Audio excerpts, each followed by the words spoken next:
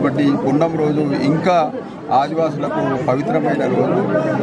దాని భాగంలోనే ఇవాళ ఇక్కడ సిద్దికత అనే ఒక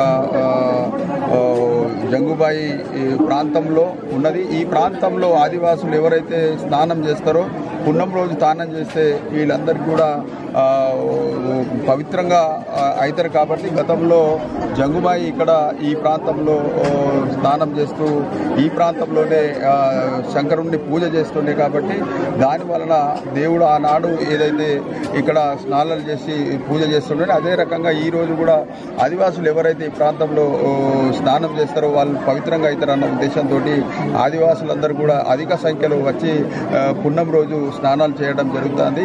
అదే రకంగా ఈ ప్రాంతం చాలా పవిత్రమైన ప్రాంతం. ఈ ప్రాంతాన్ని అనేక మంది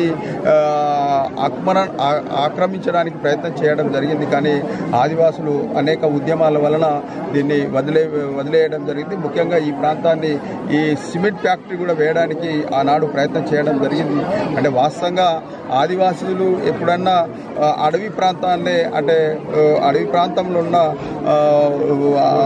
ప్రాంతాన్ని నమ్ముతారు. అదే రకంగా ఏదైతే పంచభూతాలను అదే రకంగా అడవిలో ఉండే దాన్ని అన్నింటిని కూడా నమ్ముతారు. కాబట్టి ఈ ప్రాంతం అంతా కూడా పవిత్రమైన ప్రాంతం. కాబట్టి ఈ ప్రాంతానికి ప్రతి సంవత్సరం కూడా పున్నం రోజు దర్శనం చేసుకోవడం జరుగుతుంది.